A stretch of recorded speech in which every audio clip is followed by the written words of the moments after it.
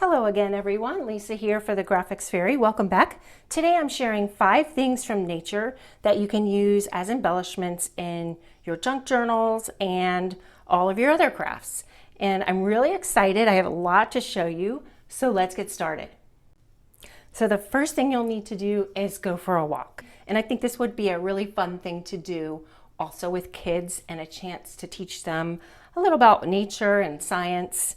So these are all things that I have found, and these are some large pine cones. There are a lot of different varieties, and any of them should work for this. And then I have these beautiful little tiny, I think they're from a hemlock tree, and I took some pictures to show you to help you find these. Here is what the needles look like on the branch so that you can keep an eye out for that. And here's what the tree itself looks like. I think my neighbor pruned it here, so it might look a little bit different, but I think they grow mostly on both coasts. If you can't find them, I have seen them for sale on Etsy and I think even Amazon, so give that a try. And then the next thing we have are some acorn caps. And I'm gonna save these for the end. I have a really fun thing at the end of the video to show you with these. And then I have some bark. And this is just a piece that I picked up. I have no idea what kind of tree it's from, but it was curved. I soaked it overnight in water and put it between some paper towels in the morning and pressed it between some heavy books, and it flattened out just fine. I also grabbed some bark from my crepe myrtle. Crepe myrtles naturally shed their bark, and it's a very thin, pliable bark. So I think it works really well if these are in your area. You can grab some of these. I also love the variation in the colors. You can use the front or the back. And I harvested a little piece off of these already for our project today. So those are the raw materials that we'll be using, and next I'm going to show you how to incorporate them into your crafts. Oops, I just realized I forgot the feathers. That's probably my favorite element too. So I was out for a walk and I was trying to find feathers for this, and I wasn't having any luck, and I thought, oh, man, I just wish I could find a really beautiful feather. And I looked over and I swear this one was right there, and it's this beautiful iridescent blue color. I think it's probably from a blue jay. I don't know. If anybody knows, put it in the comments for me. But I was just so thrilled to find that one. And then I also found this little fluffy baby one. So look for feathers too. All right, so here is the first tip for using the items that we found for free from Mother Nature. And this is a pine cone scale frame. I didn't know that these little pieces are called scales, but I looked that up. So that's a good trivia question, I think. And I think for this one, I think it is a sugar pine cone that I used. And you just yank those guys out. And then I used a pair of scissors to just cut the ends because that part isn't very flat. And then you're left with a flat scale. It's pretty flat that you can use for the frame. And I have one going here to show you. And you can use a hot glue gun, or also I like using this tacky glue. It's much thicker than a regular craft glue, and I think it worked really well for this. So just get some on the back of your pinecone scale, and you want to start in one corner and then just overlap the base going all the way around. And when you get to this last corner here, you'll just slide your last pinecone scale a little bit underneath of the first one, and you'll have a really pretty frame like this. And then the next tip I have for you is very similar, but this one is done with the teeny tiny hemlock pine cones. I just pulled those out, and you might want to use a pair of tweezers because these are so tiny. And I would also suggest using a small image because this is pretty tedious to do a lot of these. Maybe if you're very patient, then you would enjoy doing a larger image, but I would say start out with a small one and see how that goes. Just make sure that you arrange them in the same direction because they do have kind of a lighter side and then a darker side, so I made sure that those were the same going all the way around. So that's tip number 2. And then tip number 3, I'm going to show you the cover of my nature journal. I was working on this a couple weeks ago, so you might have seen I showed how to make the twig frame.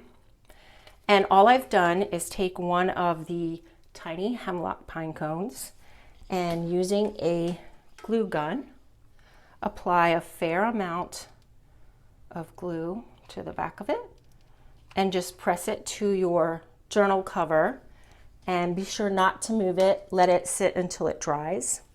And then just cut a piece of string, twine, ribbon, whatever you would like to use.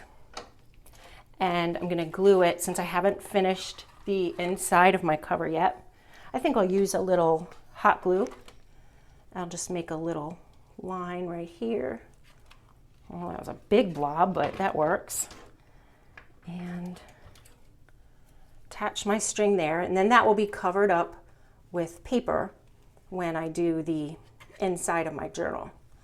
So then once that is dry, you will be able to wind the string right around the pine cone as a closure. And I made another one here just to show you how that works. And it might seem like it would be too fragile, but it's really not. It worked fine for me. I think you could maybe try dipping it in some polyurethane or something like that if you wanted to give it a little more strength. But honestly, I didn't find it necessary. And I think it's just the cutest little closure, especially on a nature journal, a nature themed journal. You can see how cute. Okay, so that is that tip. And here is another one. Going back to my cute little mushroom. And for this one, I am using some preserved moss. And I just got this at the craft store. And I'm going to glue that down right under the mushroom. And then here's the piece of bark that I harvested from the crepe myrtle piece, and I'm going to glue that down. And then I printed out the word mushroom, and I distress inked that, and I'm going to put it right in the middle, and it will be a cute little label. So let me go ahead and get these glued down, and then you can see the final product.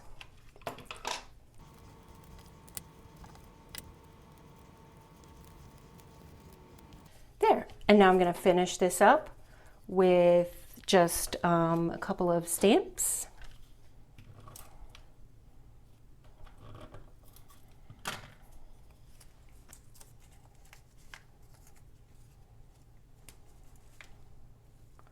And that page is done.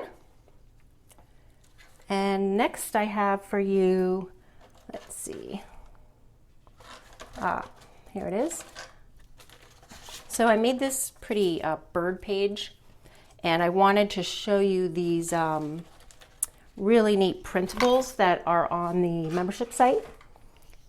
If you need quotes, these are great. They are, if you go to the printables tab and you click on that, then you can find them there. And there is a tan version and a black and white version. I just printed this out at about 50%. It says the birds of hope are everywhere. Listen to them sing. I cut that out and added that to the page. So I wanted to share that with you. And then I think this was from the blog. This oval is a free image, and this was from the membership site, and so was this. And I wanted to also share this with you because I just love adding little pockets to my journals. And this one is from the Soaps and Scents bundle. And here it is. It's a printable. It prints out just like this. All you do is make the folds and then glue the tab there. And then you have a really cute little pocket that you can, like, let's just see. You could put your feather in or any other little goodies. I think that's really fun, but I'm going to put the feather right here, I think. And I'm going to use some of the age tape to hold it down that I showed you a couple videos ago. You know I use this a lot. So that will hold that in place. And then I'm going to add the baby feather. And I think I don't want to mess him up, so I'm just going to put the tiniest little dot of glue on there and attach that to the page.